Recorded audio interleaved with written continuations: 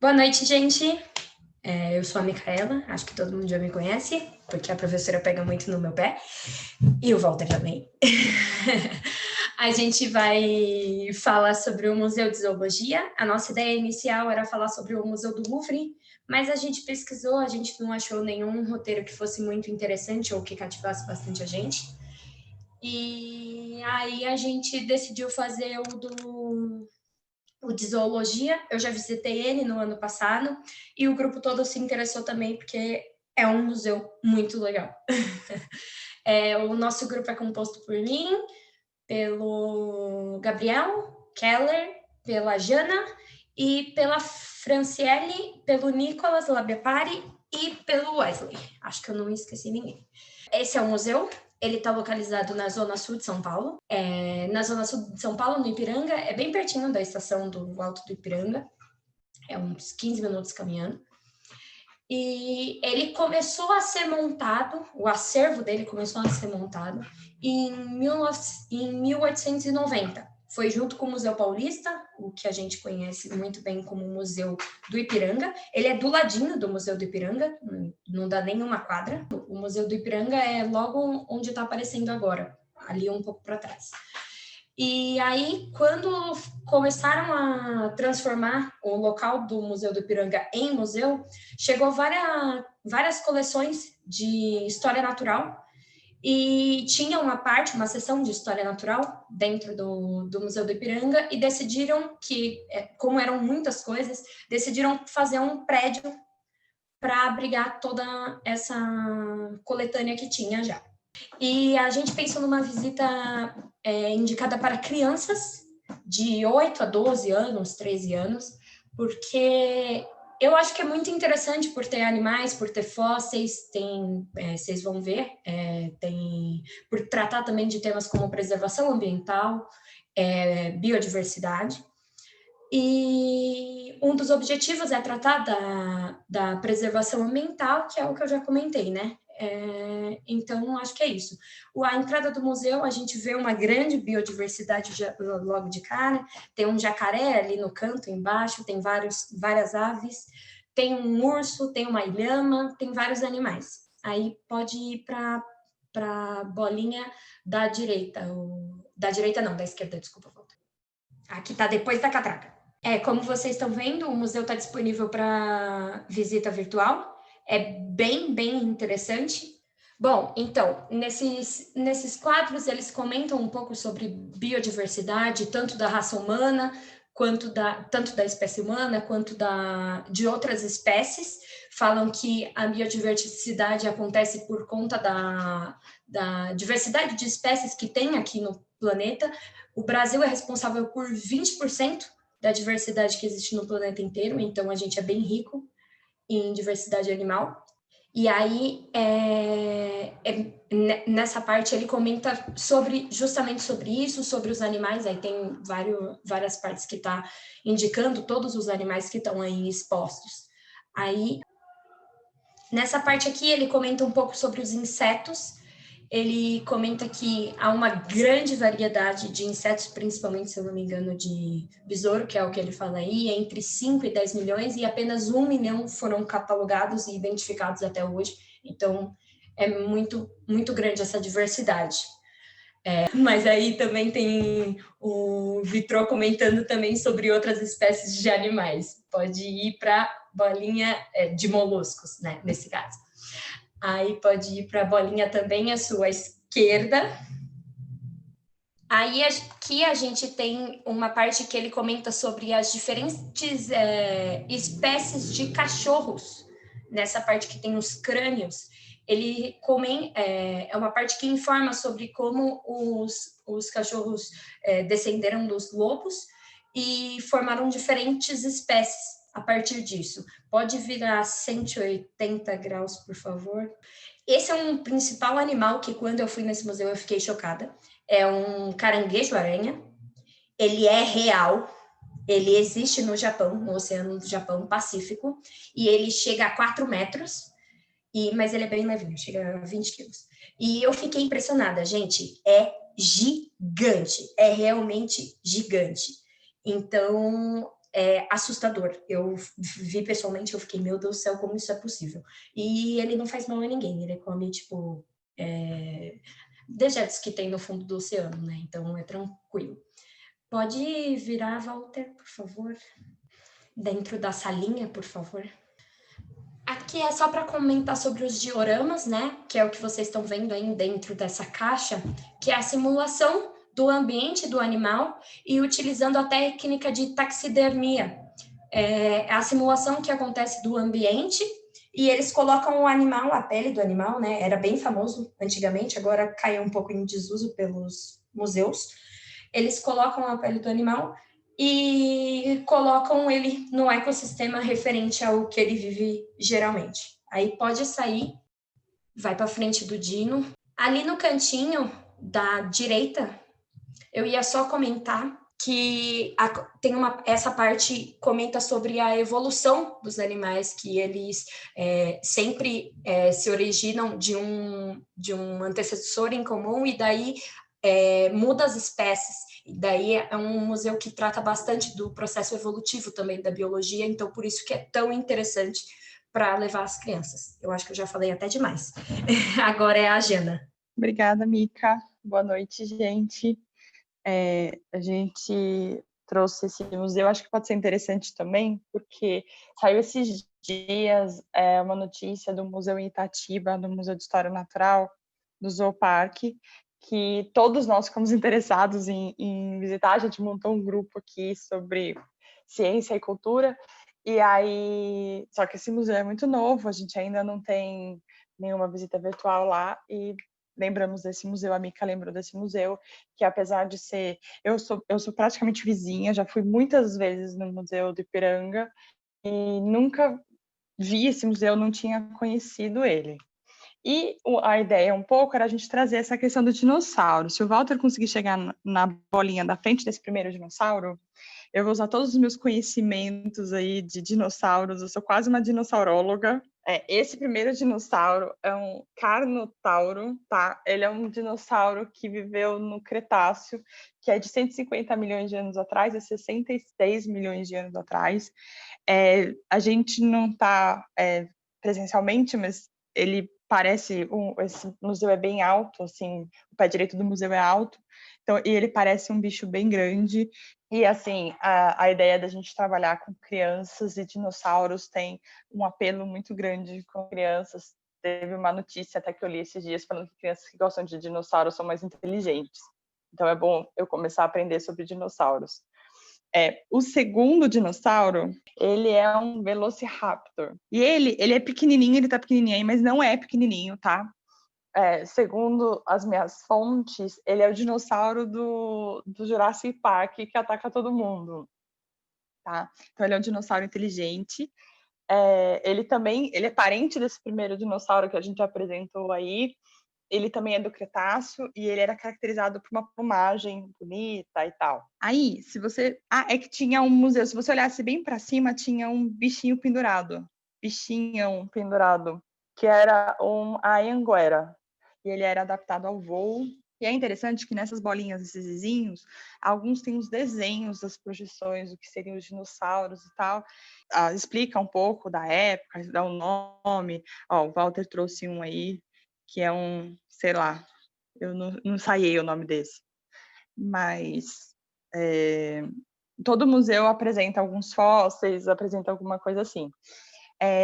Esse último dinossaurão que tem aí, a bolinha do meio, é legal que dá para ver para cima, se é meio na barriga do dinossauro, é meio assustador.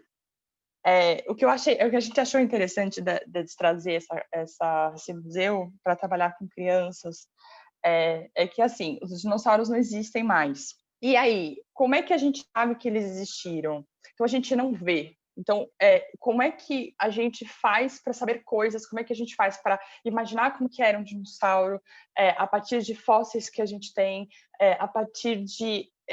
às vezes, algum fóssil tem um outro fóssilzinho sendo comido, então você sabe que aquele bicho morreu com algum outro bicho na barriga, então você imagina que ele era um bicho carnívoro, e fazer uma discussão assim com as crianças, um pouco para explicar sobre o método científico, mas também para explicar coisas que às vezes a gente não vê e elas existem.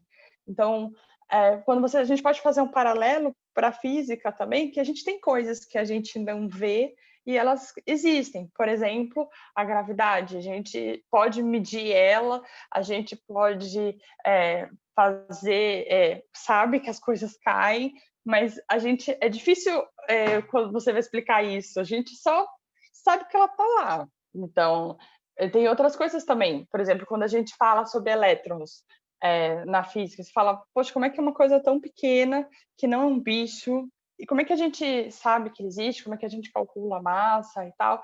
E, na verdade, trazer um pouco essa discussão, o nosso público não seria uma discussão tão profunda, uma discussão mais leve, porque são crianças, mas a ideia era um pouco trazer, assim, essa noção do, tipo, a gente não vê, como é que a gente sabe que eles existiram, que eles eram verdes, que eles tinham plumas, ou sei lá, outras coisas aí que podem aparecer. E é isso, sobre os dinossauros, senão eu vou falar muito tempo e a gente fica até muito tarde. Obrigada, gente. Boa noite, gente. Valtinho, isso, pode ir para a bolinha da frente. Esse lado aí, ele fala um pouco sobre megafauna e tal, seria interessante se a gente conseguisse falar, depois fala sobre outros animais também. Essa parte a gente vai meio que deixar para lá e vai focar na parte que está atrás da câmera agora. Pode dar uma mostrada geral, assim, né, nesse pedaço. Essa parte aí, ela consiste de vários dioramas, com alguns painéis, com informações sobre determinados biomas e animais desses biomas, né? A gente tem também ali, mais para o centro da sala, algumas prateleiras com algumas espécimes, tem de animais, tem de artrópodes, enfim, moluscos, tem várias espécies expostas aí.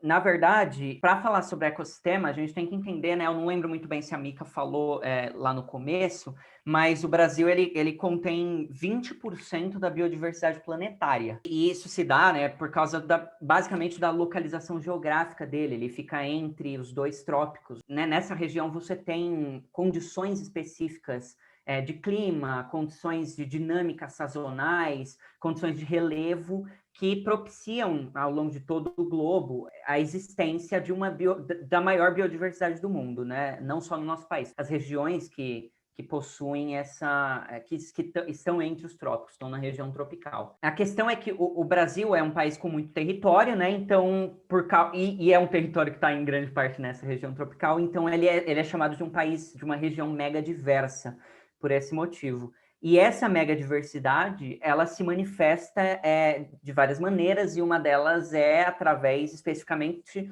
dos ecossistemas, né? De várias classes, ecossistemas de várias classes, digamos assim, micro e macro, né? E um tipo de ecossistema macro é o bioma, que é o que a gente vai tratar, que é o que ele trata, né? Que o museu trata nessa parte, basicamente.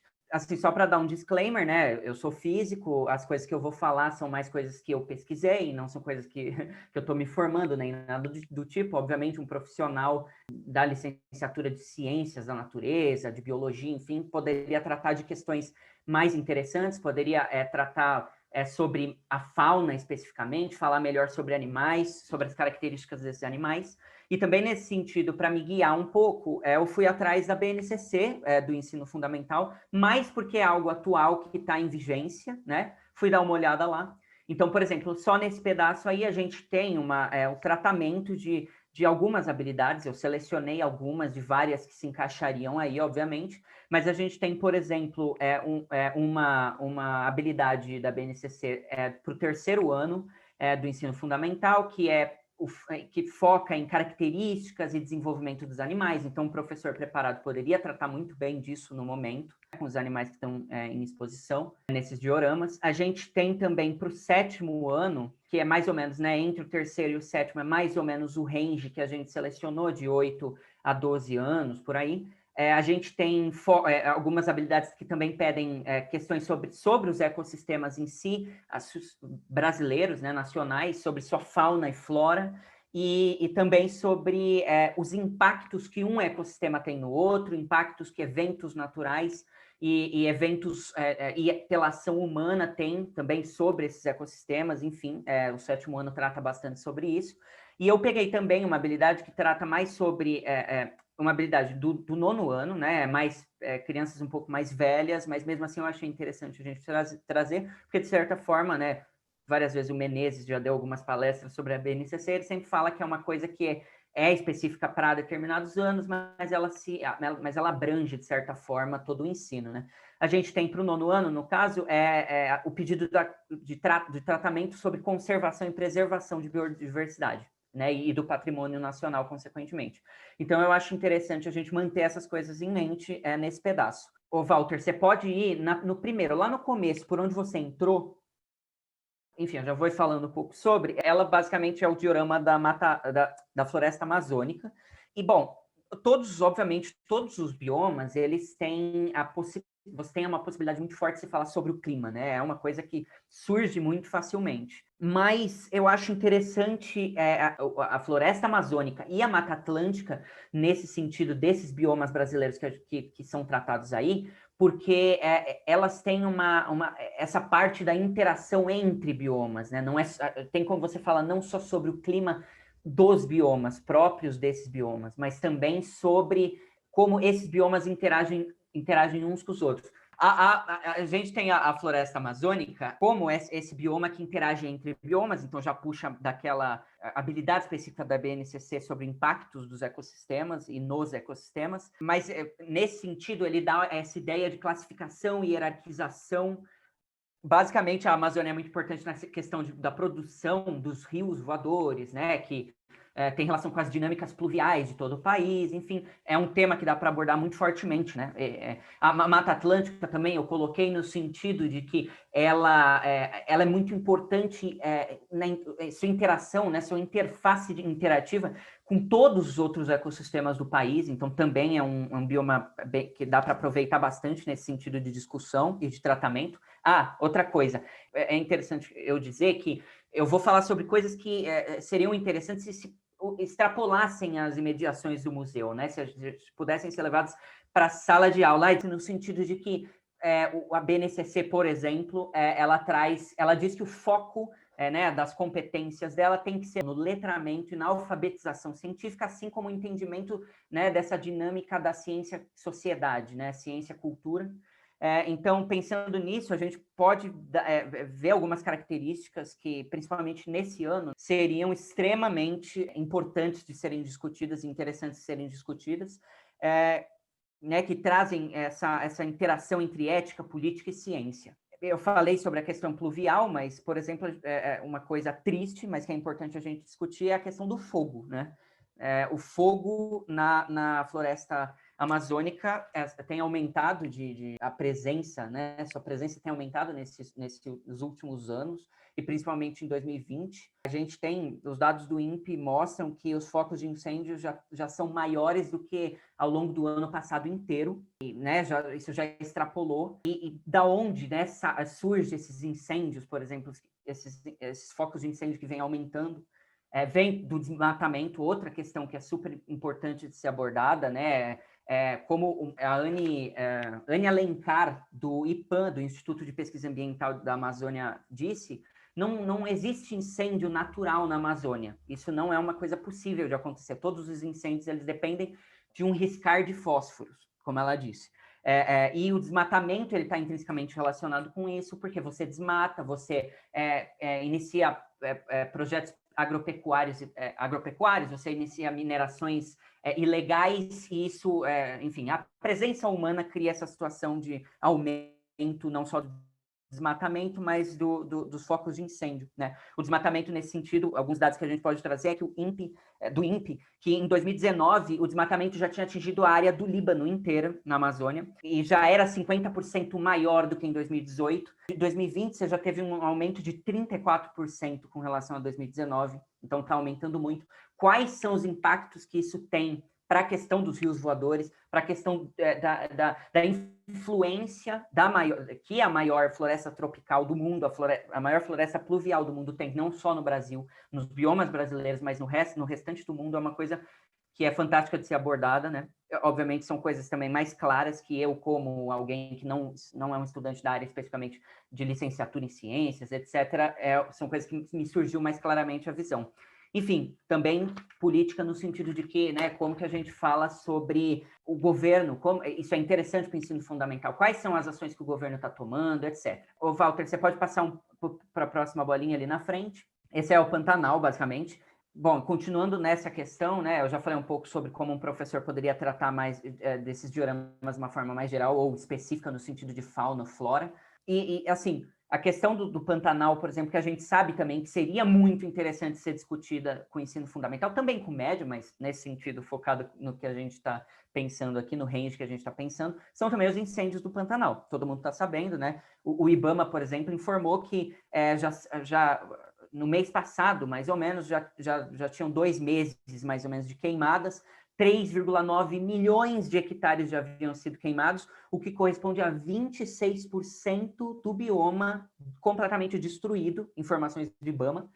E o INMET, o Instituto Nacional de Meteorologia, novamente atribui esse surgimento de focos de incêndio na ação humana, especificamente, nesse caso, na agropecuária. Né? Agro é tech, agro é pop, agro é tudo e é fogo também. Enfim, acho que no Pantanal essas questões políticas, éticas, científicas, essa intersecção também é interessante ser tratado. Enfim, pode passar para o próximo já diorama, então. Esse aí é o diorama do Pampa, mas a gente não tem muitas questões mais interessantes nesse sentido que eu posso tratar. A gente tem esse diorama aí da frente, que é dessa bolinha, que é o diorama da Mata Atlântica. Antes se estendia do norte ao sul ao país, hoje já tem mais ou menos 12% da área original só, de acordo com informações do próprio museu. Tem tem uma variedade de informação nesse quesito, mas é mais ou menos nessa questão. Possui 8% da biodiversidade global, então daqueles 20% lá, 8% é só da Mata Atlântica. Ela tem um alto grau de endemismo, que são espécies únicas da região. Então, outra coisa interessante de ser tratada com os alunos, como que essa questão das espécies que são únicas de um lugar só, o que acontece com essas espécies quando o bioma se modifica, quando você tem impactos nesse bioma, né, da ação humana, etc. Enfim, eu ia falar sobre outras coisas. 60% da população brasileira está em área de Mata Atlântica. Acho que a Fran vai falar um pouco sobre a questão dos ecossistemas humanos, talvez, que né, ecossistemas próprios nossos, criados por nós. Então, como que a interação da preservação dos nossos ecossistemas com ecossistemas prévios, então, como que 60% da população reside em área originária de Mata Atlântica, né? Outra coisa interessante aí para ser tratada. Pode passar 2 bolinhas, Walter, na mesma direção. Você tem ali onde está o lobo-guará, que a gente já vai vendo por enquanto, rapidinho. A gente vê o cerrado, o cerrado é basicamente a savana alternativa, como as piadas que o Iago gosta de fazer sobre choque de cultura, é a nossa savana alternativa, o cerrado, ali né, mais para a esquerda, na diagonal, onde está o lobo-guará. E aí na frente você tem a caatinga, que ela é basicamente um bioma endêmico brasileiro, né? Não que todas as espécies, na verdade, pelo contrário, tem muitas espécies que estão presentes em outras regiões, como a onça-pintada, etc., mas você tem um bioma que é próprio do Brasil e ele só existe no Brasil, né? E é a caatinga nesse caso, por isso que eu disse que é um bioma endêmico. Você tem, por exemplo, o tatu-bola, que é uma das espécies endêmicas, né?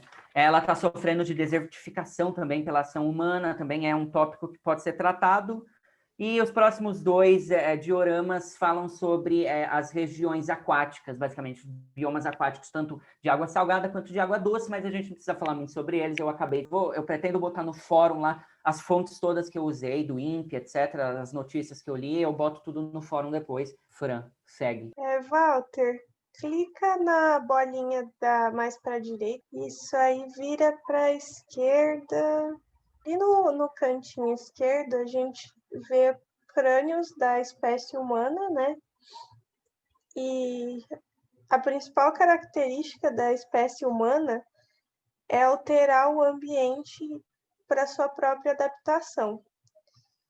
E a gente é 7 bilhões de seres humanos, acho, que alterando a paisagem da Terra e a biodiversidade. E as mudanças que a gente faz na biodiversidade, às vezes é até visível no comportamento de algumas espécies. Por exemplo, existem borboletas que elas desaparecem se houver alteração de temperatura ou de umidade, tipo, elas desaparecem do ambiente, e outras aumentam quando isso acontece. Aí pode virar para a direita de novo. Conforme o ser humano vai alterando a biodiversidade, espécies podem invadir áreas humanas para procurar alimento e abrigo, já que a gente alterou o habitat delas, e muitas também são prejudicadas, por exemplo, quando elas dependem de um determinado rio para sobreviver, e aí a gente transforma esse rio em um esgoto. Elas também podem migrar de território por conta da nossa interferência. Isso pode ser uma ameaça para os ecossistemas que elas entram, elas invadem, ou até mesmo para o ser humano, porque muitas vezes elas começam a invadir ambientes urbanos. Se a biodiversidade se torna escassa, a gente precisa procurar soluções meio que para manter um serviço ecossistema como ele era antes das alterações, porque a gente ainda depende disso. É importante preservar a biodiversidade por conta disso, porque sem ela a gente não pode existir. Eu acho que são bem interessante de se levar para crianças e para comentar sobre. Enfim, é basicamente isso. Tinha a parte de trás do painel que a gente escolheu não falar sobre, porque senão ia ficar muito longo. E é isso.